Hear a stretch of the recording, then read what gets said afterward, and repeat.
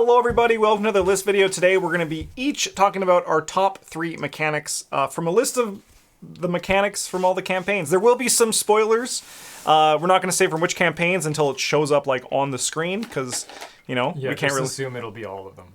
Yeah, that's except for Dunwich because that one really doesn't have or like the Keys because none of us like that one. Yeah, those are pretty safe assumptions. Who hasn't played Dunwich? I know, eh? They started with Scarlet Keys and they. That sucks. They never came back. Yeah, they're just like, goodbye. All right. First up here, Bryn, your number 3 is... It's hidden cards. Hidden cards are one of my favorite things about Arkham universe games, where the game tells you that you've got rules that nobody else gets to know about, and you have to play according to those rules, because you have likely become less sane than you started your game as. I think that's a cool way of demonstrating that you now have to play the game in a slightly irrational way, without telling your friends why you're doing it. Yeah. Becomes less fun. Well, so it was more fun the one time that I've done it, but I don't really want to do it again. But like when you're secretly on the other team. That's kind of it's like cool, but let's not make that. It's like cool once in a while. Yeah, right. It's a sometimes thing. Maybe. Yeah, this is not an every game thing. This is a sometimes thing. Yeah, I really like the hidden cards, especially that affect like visible game things, so like make a C-coin move once a turn, or like can't use activate actions or something like that. I'm less a fan of the ones that affect like what cards you can play. Yeah, so like in your hand, because those are. It's a little harder to keep track of, and nobody's gonna notice. Yeah. Yeah. Yes. Just less fun. So hidden cards is back, as one of the few mechanics on this list that's actually been in 2 campaigns. This has been in Carcosa and Dream Eaters. And Carcosa has the maddening ones, and like most of the stuff in Dream Eaters is like that kind of thing. Like the most common one is you can't play these cards, you can't do this kind of thing just by the cost Which is of fine. that. I think it thematically fits the campaign well, because it's like a different world that has different rules and stuff. But it's not the same. Yeah, surprise. The hammer doesn't work the same way it does in Meat Space. Yeah. There's also, these were in the Dark Matter campaign, which is it's a custom campaign, and one of my favorite moments was when Travis and I each had a card that we would get victory if someone else died, and we were both trying to convince Bryn to kill himself. And like that to me is like a shining example of like why hidden cards can be pretty good if they're kind of built like that. You considered that. Yeah, just like maybe you should die. Well, it's going across the wrong way, but like... It was one of those things that, like, it personifies that kind of thing, right? Like, your 2 friends are going crazy convincing you to... Or trying to convince you to, like, you know, kill yourself. Yeah. I just think it's fun. I wish that it was, like, a little more varied in what they could do. But. Yeah, because you could do it right now. This is something when Bryn and I were... waiting for you to get here, we're talking about with hidden cards, that even if this set, the Whispers in Your Head set, it was like 6 cards, 8 cards, and you chose like a certain number of them at random. So like even within the scenarios of the campaign, they can be slightly different. Well, if you have a Return to, it does that. Yeah, I was going to say, with the Return to, you can do that. Do that together. Yeah. Which is nice. Which is, I think, big plus. Yeah, like, it's one thing when you're like, cool, there's 3 of them, and they do these 3 things. Oh, you got the one that says you can't move? Yeah. Like, okay. Yeah. We'll plan around that. Yeah. And a little bit different when it's like, what exactly is, like, why didn't you move twice? Like, what does your card say? Yeah. Yeah, just or like for the there? because you can't talk about it, and then like they're only moving once for a few turns, and then suddenly they move twice, and you're like, wait a minute, something funky's going on here.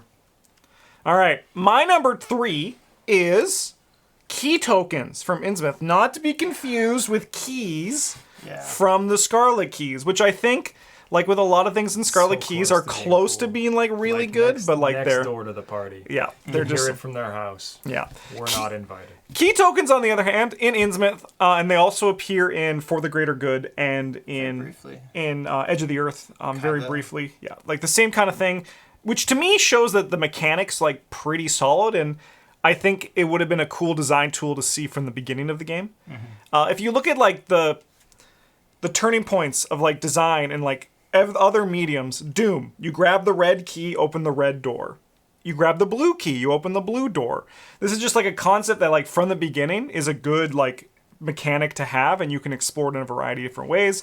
And I think the keys are just like really good. And seeing what they are too thematically, you just being able to read that is a fish with fun. like a knife in its mouth, you know, like, You're like neat. yeah, it doesn't do anything, but it's kind of cool. Yeah, I just think it's a really good mechanic, and I wish it was there from the beginning. All right, Travis. Yeah. Your number 3 is Frost tokens from Edge of the Earth. So I think these are actually a really neat addition to have over the course of a campaign, where you can factor in decisions to add or remove them as part of the interlude, like the between scenario parts, and also during the scenario, you give players the option to like add frost tokens to get a benefit if they're struggling during a scenario, or maybe they can, if they're doing really well, you know, they can spend some of their clues to get rid of one or something like that. And I think it does a really good job thematically of showing how the team is like pushing themselves and getting more exhausted over the course of the expedition, and the cold becomes more and more dangerous as they do. Yeah, not to be confused with the other theme of this expansion, which is getting more and more exhausted over the course of the exposition. That's actually incredibly clever, and you just came up out here. That's really impressive. Wow, that's so good. Holy crap. Yeah, and then like it also makes for really good tension during the game. Yep. Despite people's frustration with it, I think that some cards like Ancient Evils and the Autofail token are what makes the game interesting. Yep. Yeah, if you didn't hate them, then like what's wrong with you? Yeah. Yeah. Yeah, like they're frustrating sometimes, but they need to be there to provide tension for the game, and the Frost tokens offer another alternative for that. Yep. Yeah. 100%. I'm going to be talking about frost tokens in a bit, so good. I'm going to hold my mouth until then. All right, Bryn, your number 2 is... Oh yeah, it's Haunted, because this one actually like makes me afraid to like play the game. I think that there should be more. Yeah, no, it's not. Yeah, it's. I think there should be more consequences for failing to investigate. I think this is a good. This is a good mechanic that I would like to see show up more often. It's unfortunate that it's named Haunted, because that does kind of limit the design space that it can really be used in. Because like what, ghosts in the Arctic? It could happen. Like some places, if you're exploring like in an old expedition's abandoned ship or something. Yeah. Yeah, I'm actually surprised it hasn't shown up in like even just one scenario. Yeah, like I just I think that there's tension to failing tests against monsters. It's just inherent, right? Like if you don't kill the guy or evade the guy, he's gonna bite you. It just exists. But gaining clues, it's like, yeah, like I'll book V Shroud 4 times, however many times I'm allowed to in a turn. Let's do that. That fits thematically. It might not be satisfying from a gameplay perspective, but yeah, if you're searching through the office, you're not like, oh, there's a monster breathing down your neck. Like there's a little bit of pressure. You're like, oh, I need to do this before bad thing happens. But no, I just think that there should be like a little bit more pressure to succeed. That's fair. On that side of the game. Yeah. Yeah. On alternative 2, there's that one in Carcosa, the kitchen, where whenever you grab clues, you have to discard cards from your hand. I think like visiting that occasionally too could also be really interesting. Yeah, I think we see locations like that occasionally. Yeah, I think those are nice. Yeah. I mean we all know that I personally find book V shrouding kind of boring, but I do think it could just use like a little bit more tension. Yeah. Oh yeah. Yeah. Like not a ton. I mean, you don't have to be like, well, if I don't find all the parts for this motorcycle, the shark's gonna bite my hands off, or something weird like that. But you know, maybe if I spend too long in this garage that's filling up with carbon monoxide, I'll die. It's true. I was told that. I was told that when it happened in my house. Yeah. Yeah. How did you feel about McCath specifically punished like investigating? Some of those, like when you successfully investigate this location, bad thing happens. Yeah, I mean, I don't think that should be like all the time, but I think some of the time, these kinds of things are good. Either like punishing you for like gaining a pile of clues, because then we get to hit yellow characters equally, as opposed to not getting them with the downside to investigating, which kind of defeats the purpose. It is true, because this like haunted actually like hurts yellow less than like least of all, because they're like fail. I'm not gonna fail. I do like that Mystic is able to like see through the ghosts, but I do think that it would be cool to see, especially like batch clue getting. I think is ripe for a mechanic that hurts it. Yeah, like the kitchen. Yeah. Or something like that. Anyway, that's just I like this.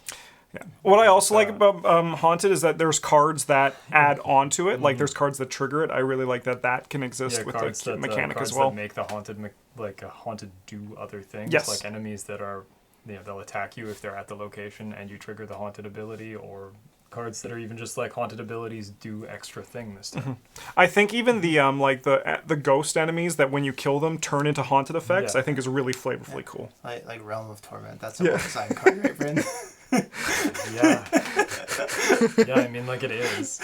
It certainly makes investigating hard, and also honestly, everything else. like, so anytime that the encounter deck does something and I'm worried about it, that's good. Yeah, I think this is a good thing. Yeah.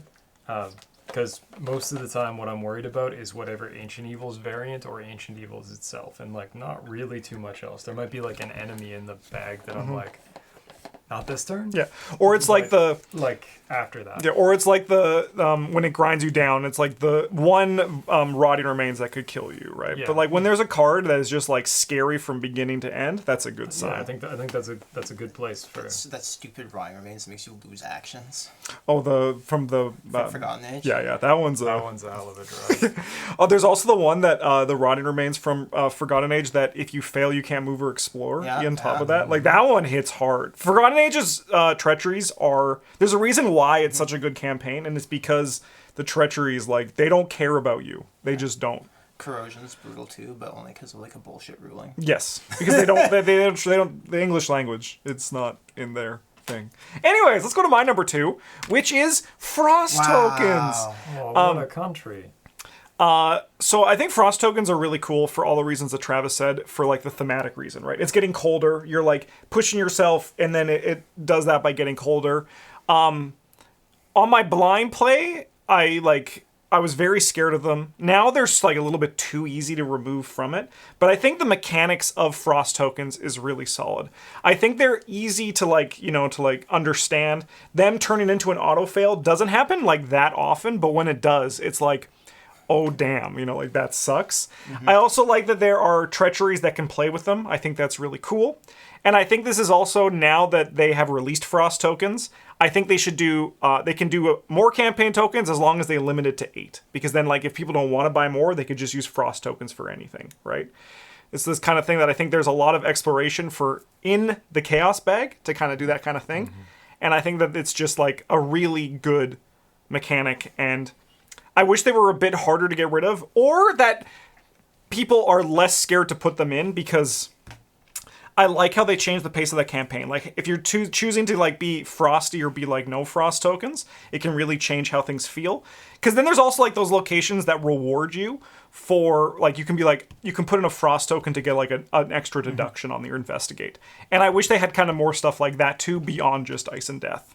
Yeah. Maybe we'll get them when we get our theoretical Canada expansion with Ithaca. Yeah, let's go. Yes. That's our representation. Yeah, I really want to go to the Pacific Northwest, so maybe. Yeah, let's explore the wastes of Quebec. Yes. Do you know how many mosquitoes there are in like the majority? They control the majority of Canada. We don't swim in the Hudson's Bay. Yeah, they're actually the largest single voting bloc. They are, yeah. It's crazy. Yeah. You can't talk about Quebecians like that. It's true. It's true. It's true. I'm sorry. It would be fun though, just being able to take a canoe across the Hudson Bay. Let's go. Yeah, do some portage. Yeah, it is like literally.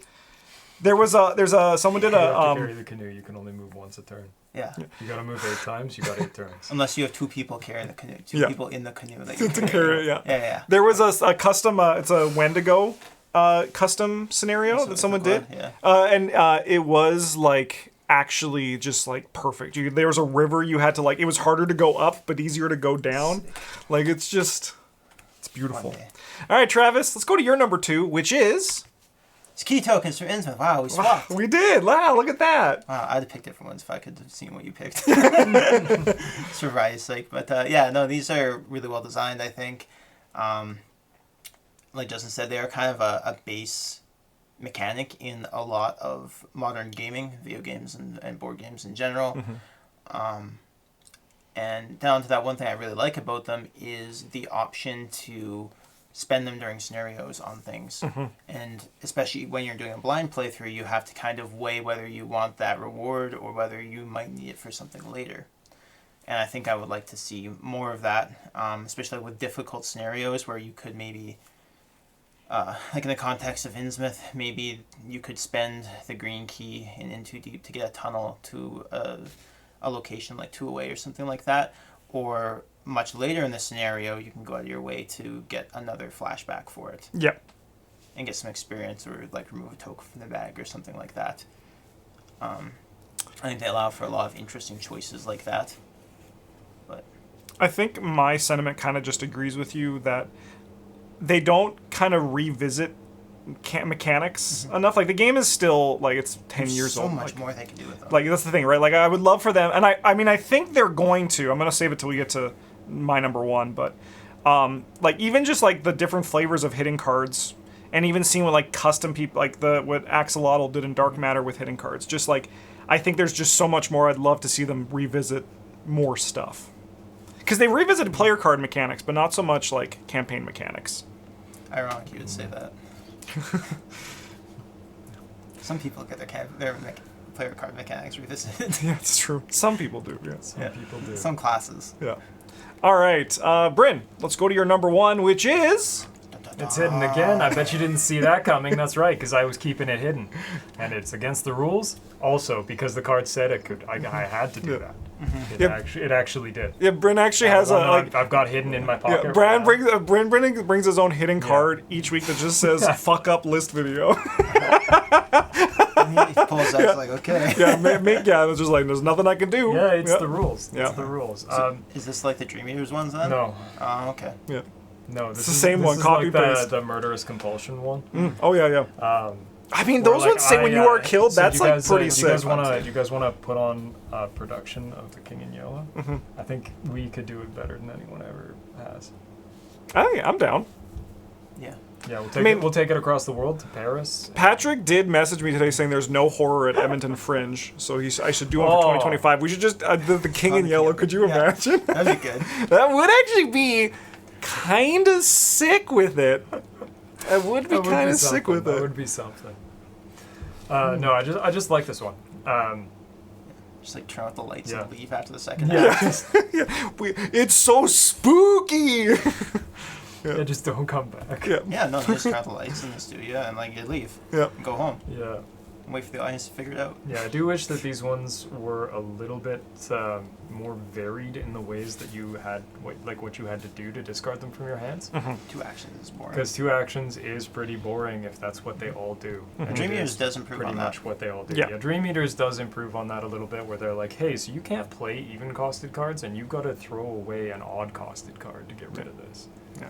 Or It's card with an odd number of words in its name or whatever. The rule is that emergency cache discards each of the cards. So whatever emergency cache has, it does it. Nice. Yeah. It gets because you have No, Magic the Gathering says it's zeros even. Yeah. So does this one. It's not. So, like, it's No, not. just when I saw Dream Eaters, just every time you have one, you discard your emergency cache and say you discarded it. Yeah. It fulfills the conditions. What's Justin gonna do? Admit that he was wrong? I don't know. No. I don't know. Well, I would like to see more like the Dream Eater's discard conditions on cards that are more similar to what was in the King in Yellow. Like the Carcosa. Carcosa. That's what it's actually called. I know that. I do also really like the mechanic of having to take them places. I thought that was neat. And potentially having to pair them up with other ones. Yeah. Like maybe a hidden card that's like, at the end of each of your turns, you lose a resource or something, and then you can spend an action to give it to someone else at your location. And then if you have 2 of them in your hand, you discard both of them. Something, if you think someone has one, you can give it to them, and then they're just like, I had the discard one. and they're like, I don't have one. Yeah. No, there's losing money every turn to my own weakness. Yeah. It's just what it says it does. Well, no, they'd be like they all do different effects or whatever, and then if you just have a pair of them, but. No, I think it's a really cool mechanic, and I would love to see it expanded upon. Yep. Agreed. Yeah. Bring it back. All right, my number 1 is flood tokens. My number 1, 2, and 3 can kind of go all over. I do agree with what you were saying before. They are fiddly from like a mechanic, like a physical standpoint. Yeah, on one location, they're okay, but like when you're playing the lighthouse one, and you have like a 4x4 grid, and they're like flood all the locations. You're like. I think what you also have memories from when you were Amanda Sharp and you were literally like moving stuff around for like 6 turns trying to go infinite. Yeah, that was awful. Yeah. But what I do like about flood tokens, what I think it's really good, is just that not quite binary. It is binary in the sense of like flooded or unflooded, but like the levels, like the 3 levels. The partially flooded is nice. That like locations can have that can change the difficulty of cards. I really like that part of this. If there was no like fiddliness of having to put them on all the locations, this would be like an A+ mechanic, I think. I think it's still really good. I don't think there is like, for me personally, I don't think there is like a perfect mechanic in this game. There's, I think, points up and down for each of them. But I just really enjoy... You don't think Travis's number 1 is perfect? No. I don't remember what it is. No, I don't think it is perfect. Well, it's not on Justin's list at all, so like probably not. Yeah. But what I like about flood tokens... Like secret end tier. Can you imagine? Yeah. Is that they change up how like scenarios can feel, and that's one of my favorite things when it comes to replayability. Because now at this point, with how much Arkham I've played, it's the thing I want most, and that's why I like Carcosa. It's why I like Forgotten Age. It's why I like Innsmouth, because like there's small little things like your thing coming up for Forgotten Age that change how the scenario is paced and like how it's different from 1 to 1. And I think the flood tokens does a really good job at that. Actually, I think that. Hemlock Vale did this very well with the day and night mechanics. Yes. So you don't see it too much, but like the cards having modality is a very it's like flood tokens, but you don't have to track it. Yes. With tokens. Yeah, I think like day and night would probably be on my list here too, but I didn't include any Hemlock Vale ones because we've only played it twice. So I want to give it some time to like simmer and play it again like next year and dive more into it then. But I agree, day night is a good way of adding that like modality to how it goes. And also this is what I think we're going to revisit flood tokens at Drowned City because it's called Drowned City. You gotta. There's going to be deep ones in flood tokens, right? They gotta. They don't have to, Justin. But they gotta! Well, there's going to be deep ones. They were on the box. Yeah, they were on the box. Like that part, like... Yeah, there's going to be deep and there was water. It'd be really weird if there weren't deep ones. Yeah. And there's also, there's star vampires. I want more dreaming mechanics. Dreaming mechanics? Yeah. Like part of the interludes. Oh, yeah.